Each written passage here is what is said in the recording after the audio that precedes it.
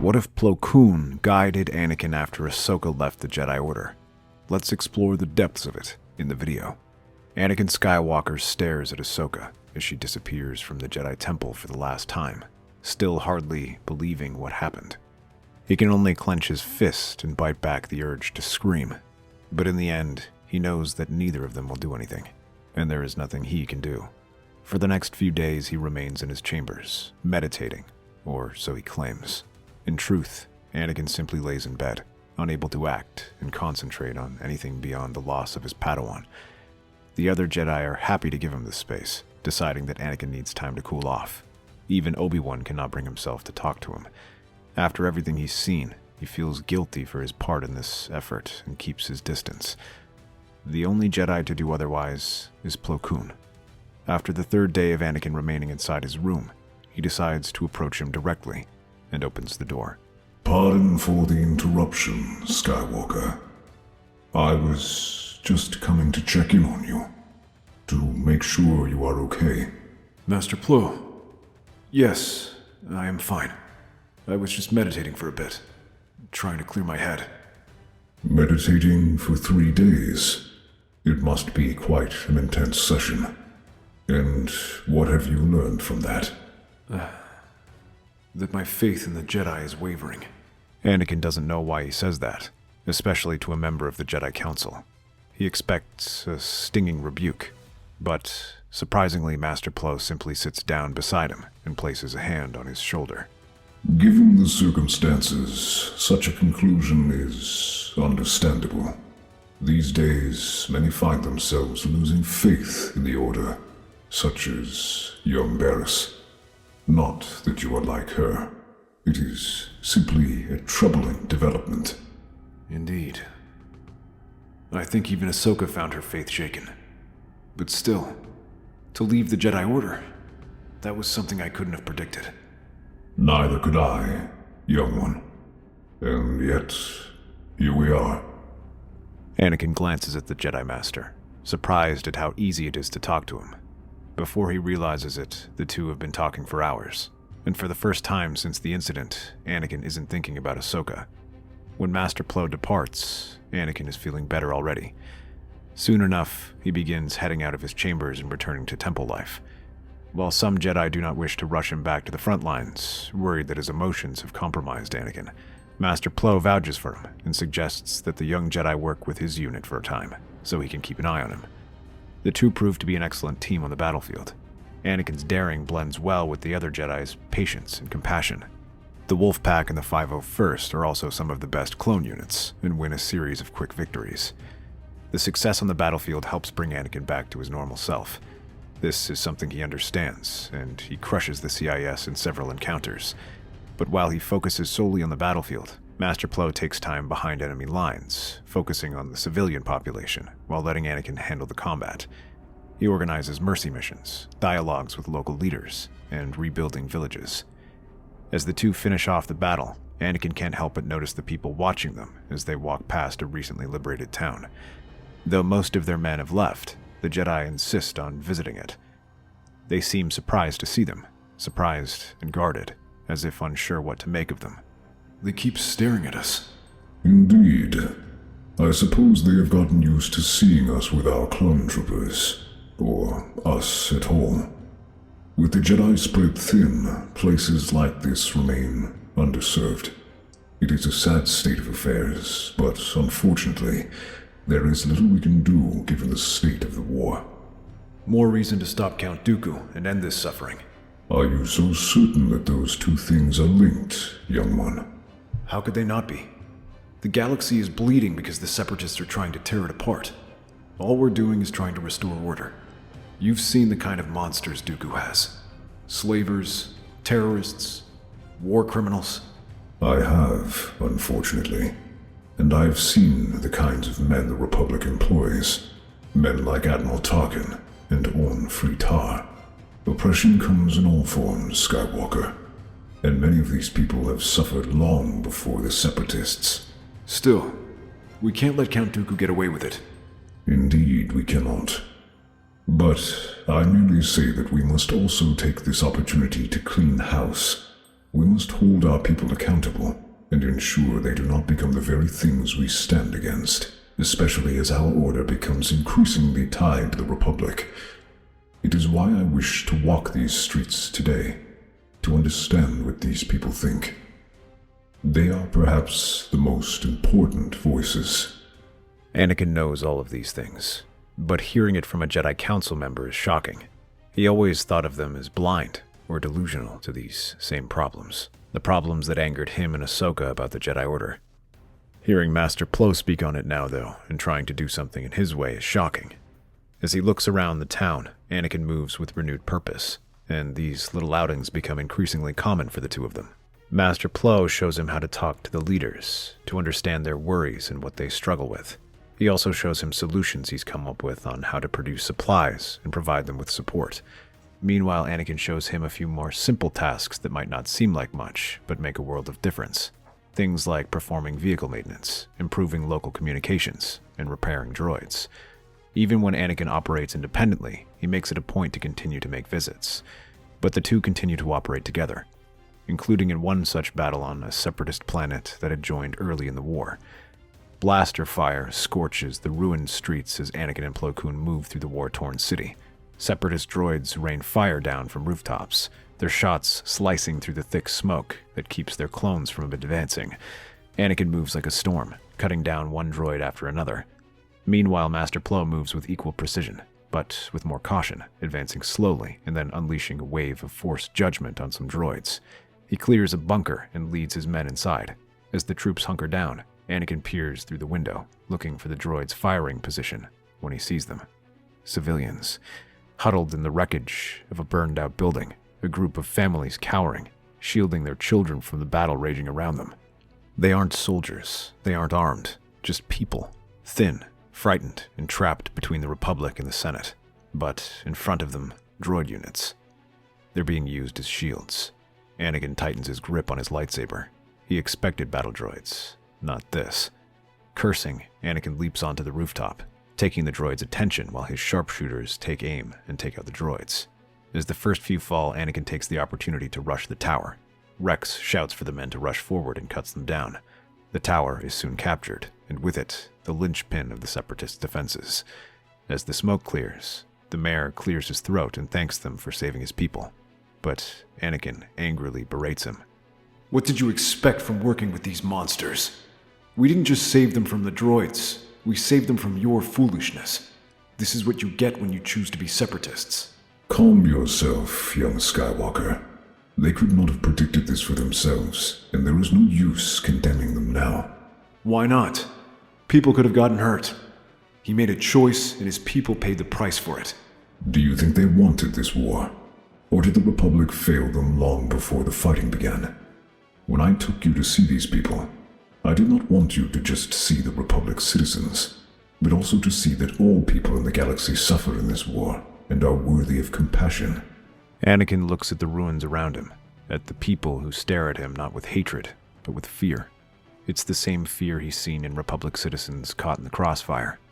For the first time, the lines between friend and enemy blur. Then what are we fighting for? That is the question you must answer before this war answers it for you. The war room aboard the Resolute hums with tension. A hollow projection of the mid-rim blinks above the long table, flickering with new battlefronts spreading. Anakin stands with his arms crossed, jaw tight, as Palpatine's shimmering image looks down at him as Anakin finishes his report. The Separatists must be crushed swiftly, my boy. If we hesitate, they will only regroup. Anakin shifts uncomfortably. Once he would have agreed without question, but now doubt gnaws at him. His time with Plo Koon has opened his eyes. He has seen the cost of this war, not just in Republic casualties, but in the lives of those caught in the middle. Chancellor, maybe it's time we consider alternatives. We can't just assume every separatist is an enemy, especially at this critical stage. Perhaps we can afford to be more conciliatory and bring them back instead of wiping them out. That sounds like Jedi thinking. I am a Jedi, Chancellor. I know. Your heart is in the right place, my boy. But I fear some of your council members have grown weak and do not see the full picture as we do. I need your help to ensure we win this war. The words burrow into Anakin like a slow poison. He still trusts Palpatine, but something about this feels off. The Chancellor has never spoken about the Jedi like this before. Compassion is not weakness, Supreme Chancellor. We fight to end suffering, not create more of it. If we do not seek peace where we can, we are lost. The greatest victory is the battle not fought. A kind sentiment, Master Plo Koon. But tell me, how many lives have been lost because of Jedi hesitation? How many battles were prolonged? And how many soldiers were left to die because you chose the long road instead of the direct one? Plo remains silent. Anakin looks between them, heart pounding. He can feel the weight of Palpatine's words pressing on his doubts. A month ago, he would have nodded in agreement. But now he isn't so sure. Chancellor, I understand your misgivings, but we must remember that there are people here and now dying. Not just from the war, but neglect and not being served. We must also look at that in the Senate. Palpatine is stunned by this comment. So far, Anakin has never been particularly political or invested in the Senate, but seeing him now challenging him takes him off guard. Still, he recovers quickly and bows his head. Of course, young one. I will never let such matters go unnoticed. Of course, the war cannot wait, and the two find themselves on the front lines once again. This time, they are deployed to Cato Nemoidia to deal with the troublesome Trade Federation by capturing one of their most valuable purse worlds. Despite the Nemoidians' reputation for cowardice, the defenses prove more determined than expected. Their defense forces fight ferociously, stiffening the droid defenses and slowing the Republic's advance. This turns what was meant to be a decisive Republic strike to a brutal war of attrition. Separatist forces, well entrenched in the city's sky bridges and fortress-like towers, have held off the Republic's advance for days. Some officers suggest simply destroying the bridges and leaving them plummeting onto the chasms, but Master Plo overrules this idea, knowing it will lead to catastrophic civilian casualties. So instead, the soldiers must brave the front lines and fight for every inch of territory they take. The Wolfpack see little problem with this and gladly carry out Master Plo's instructions, but others are less certain. The officers in particular are displeased by the slow progress they are making and urge the Jedi Master to speed it up. Reports filter in of how the Jedi Master diverts troops to help with civilian evacuations or leaves gaps in their lines for relief corridors, all costing them time and men. Unfortunately, this also leaves them open for some CIS collaborators to escape with their money. Though Plo manages to hunt them down, this only slows them down even further. Many in the Senate also add their voices to the discontent. This delay has allowed war profiteers and separatist loyalists to escape. We needed swift action. Instead, your Jedi friend has chosen mercy over victory. Murmurs of agreement spread through the room. A few officers glance at Anakin, waiting to see where he stands. Master Plo Koon is ensuring innocent lives aren't lost. Surely he cannot be faulted for that. General Skywalker, I am troubled by the reports from Cato Nemoidia. Master Koon's insistence on prolonging this battle is concerning. He's protecting civilians. I admit that things are taking longer than usual, but his loyalty to the people of the galaxy is commendable. A noble sentiment, but at what cost? We fight a war, my boy.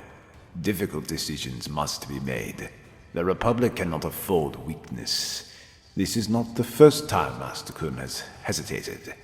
Perhaps his compassion clouds his judgment. Anakin looks around the room. Some clones avoid his gaze. The senators fold their arms. Others, officers and politicians, nod in quiet agreement. Anakin, the Senate is concerned. We may need to consider a change in leadership. If Master Plo is so concerned with the evacuation effort, then that should be where he is placed. In the meantime, you must focus on commanding the battle.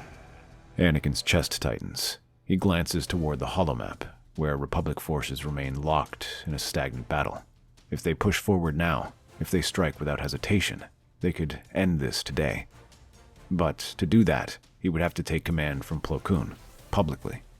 He takes a breath. He has to choose. In the end, he he opts for victory. Master Plo looks on not with surprise, but with disappointment. He bows his head humbly and accepts this demotion while Anakin takes his command. But he can see the hurt in the other Jedi's eyes. That makes him feel worse than if he was truly shocked. But with the change in leadership, Anakin reorganizes the army for a full forward attack. The battle for Caden Nemodia ends in swift, brutal victory. Anakin watches from atop the command tower as the Republic gunships sweep across the city, smoke still curling from the ruins below. Rather than fighting for each street, Anakin orders their virtually untouched army to roll in and fire upon the entrenched bunkers. The Separatists have fallen. The Senate thanks him for his decisive leadership. The clones, though wary, voice no objections, but Anakin can't shake the silence from Plo Koon. The Jedi Master approaches. There is no anger in his stance, no accusations, no harsh words, only disappointment. You made your choice. I only wish you had chosen differently. I did what I had to. The Republic needed this battle won. I know. The war is changing us, Anakin. The question is, will we recognize ourselves when it ends? Anakin glances back at the burning city. They had to destroy dozens of buildings with air support and armor, and he had no idea if there were civilians inside. Though some scouts reported they didn't see anything, they only had a few moments to look. Collateral damage, he tells himself. It was necessary, but even as he thinks it, the weight in his chest refuses to lift. The Jedi Council wouldn't have done any better. Perhaps not. But that is the problem now, isn't it? He turns to leave, and for the first time, Anakin feels like he's lost someone important, without them even dying. Palpatine watches. He watches as Anakin takes charge, not just for this battle, but for many more of them in his campaign. There he grows more decisive as he steps further from the Jedi's influence. Anakin fights to win, and only to win. While he tries to fulfill Master Plo's desires as best he can, these now come secondary to victory.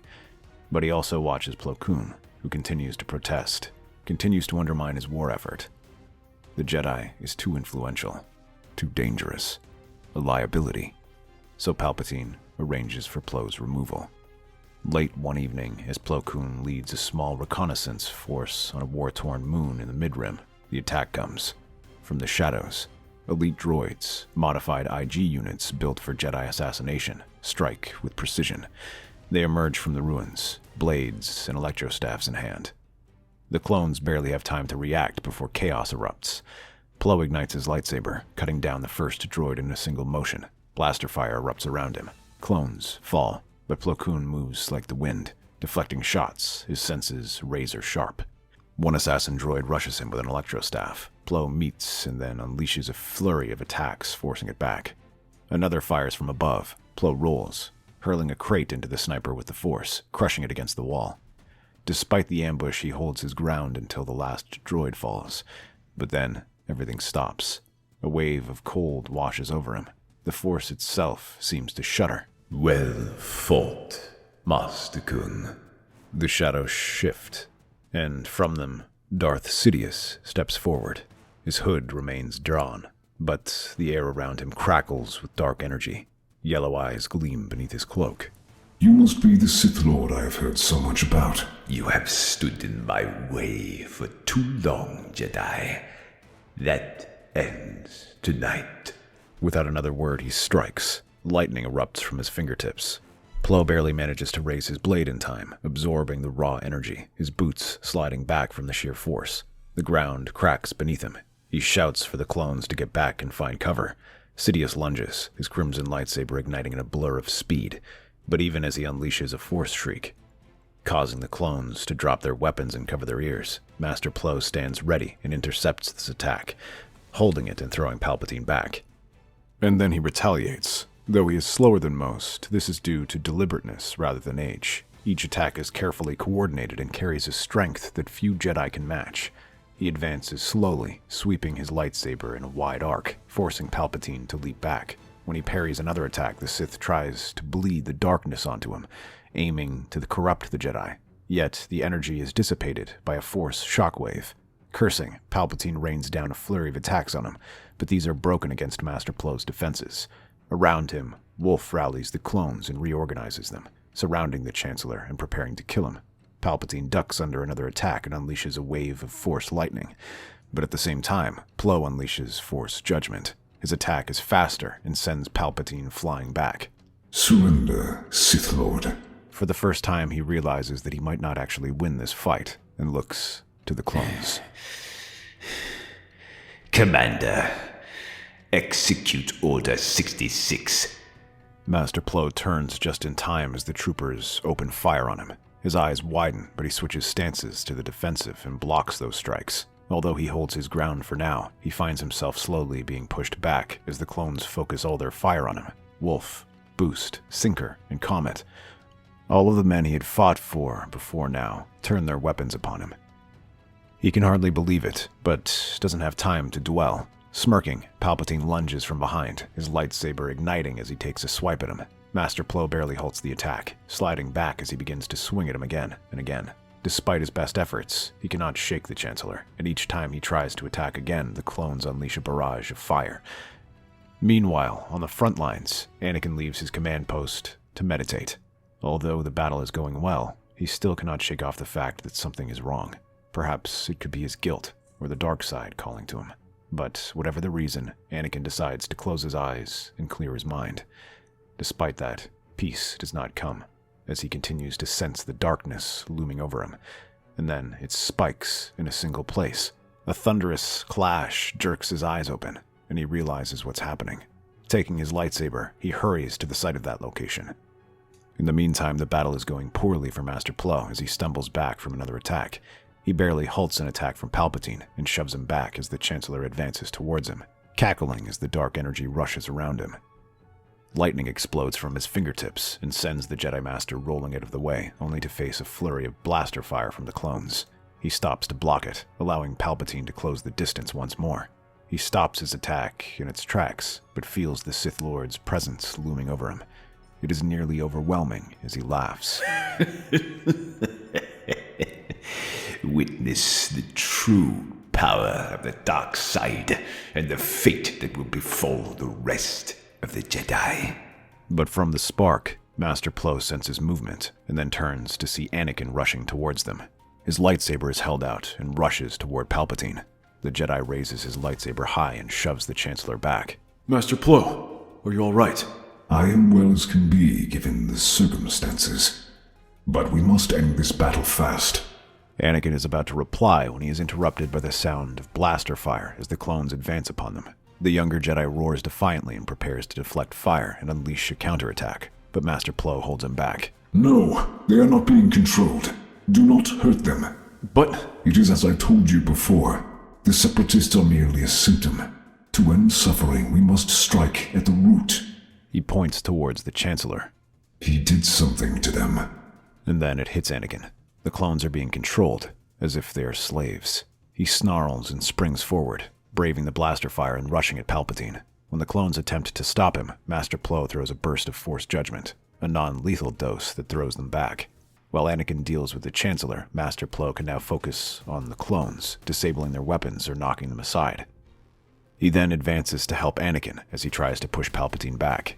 Anakin's raw power and strength seem to be doing the trick, as each time the Chancellor throws an attack, he beats it back and advances. But something doesn't feel right. Palpatine doesn't seem panicked or upset. He seems to be encouraging it. He joins in the attack and halts another blow from Palpatine. Their weapons lock, and this time, Master Plo is ready and beats him aside. Careful, Skywalker. He does not wish to simply kill you. The Chancellor wants to corrupt you. At first, Anakin does not understand and continues to hammer the Chancellor. He lets the anger wash over him and guides him to throw away every reservation he has. But Master Plo catches a glint from the corner of his eye as Palpatine flicks out a vibroblade and tries to stab it down. However, Master Plo halts it, using the Force to keep it back for Anakin to notice. Glaring at the Chancellor, he sweeps his lightsaber up in a vicious cut from waist to shoulder. Palpatine can only gasp as he drops to the ground without another sound. With the Chancellor defeated, the clones are taken back to base, where their brothers investigate what happened and reveal they had inhibitor chips implanted in them. The news shocks the Jedi, who brings this forward to the Senate. This becomes conclusive proof of what Master Plo feared. In their desire to end the war, the Republic has forgotten what they are fighting for. He uses this to spearhead an attack, demanding accountability from the Republic, where several key allies of Palpatine are forced to resign, allowing cooler heads to take leadership. At the same time, he also holds the Jedi accountable, demanding they return to their original role as peacekeepers, seeing how they had failed to see this attack as a sign of them straying from the light. That's our theory. The Star Wars universe is a galaxy filled with exciting stories and possibilities, and we love exploring them. If you want to accompany us on this journey to a galaxy far, far away, then please like, share, and subscribe to our channel.